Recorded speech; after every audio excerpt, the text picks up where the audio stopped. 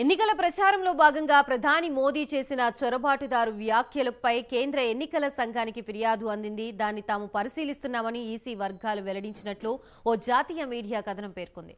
ఇటీవలి రాజస్థాన్లోని బాన్స్వాడలో జరిగిన ర్యాలీలో మోదీ చేసిన వ్యాఖ్యలు చర్చనీయాంశంగా మారిన సంగతి తెలిసిందే.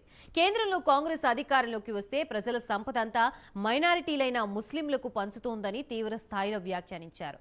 ప్రజల వద్ద ఉన్న బంగారంతో సహా సంపద మొత్తం సర్వే చేసి అందరికీ సమానంగా పునః పంపిణీ చేస్తామని కాంగ్రెస్ తన మేనిఫెస్టోలో చెప్పింది. ఆ మేరకు దేశ సంపదనంతా చొరబాటుదారులకి, ఎక్కువ మంది పిల్లలు ఉన్నవారికి పంచుతారు. మీ ఆస్తుల్ని జప్తు చేసే అధికారం ప్రభుత్వాలకి ఉందా? అర్బన్ నక్సలిజం మనస్తత్వం ఉన్న ఆ పార్టీ నాయకులు మహిళల మంగళసూత్రాల్ని కూడా వదలరు. మీ కష్టార్జితం చొరబాటుదారులు పాలవడం మీకు సమ్మతమేనా అని ప్రధాని ఓటర్లని ప్రశ్నించారు. తన వాదనకి మద్దతుగా మాజీ ప్రధాని మన్మోహన్ సింగ్ చేసిన వ్యాఖ్యల్ని ఉదాహరించారు.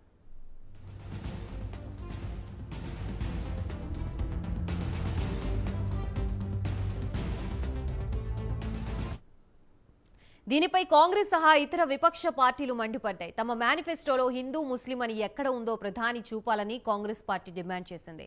ఏళ్ల తరబడి భారత్లో నివసిస్తున్న మైనారిటీలు చొరబాటుదారుల గతంలో ఏ ప్రధాని కూడా ఇలా మాట్లాడలేదు. మోదీకి ఎన్నికల సంఘం నోటీసులు ఇవ్వాలి అని ప్రముఖ న్యాయవాది కపిల్ సిబల్ అన్నారు. అభిషేక్ మను సింఘ్వి, గుర్దీప్ సఫల్తో కూడిన కాంగ్రెస్ ప్రతినిధి బృందం సోమవారం ప్రధాన ఎన్నికల కమిషనర్ రాజీవ్ కుమార్తో పాటు కమిషనర్లు జ్ఞానేష్ కుమార్, సుఖీర్ సింగ్ సంధుల్ని కలిసి ప్రధానితో పాటు బీజేపీపై మొత్తం 16 ఫిర్యాదులు అందజేసింది. ఈ క్రమంలోనే ఈసీ వర్గాల నుంచి స్పందన వచ్చింది.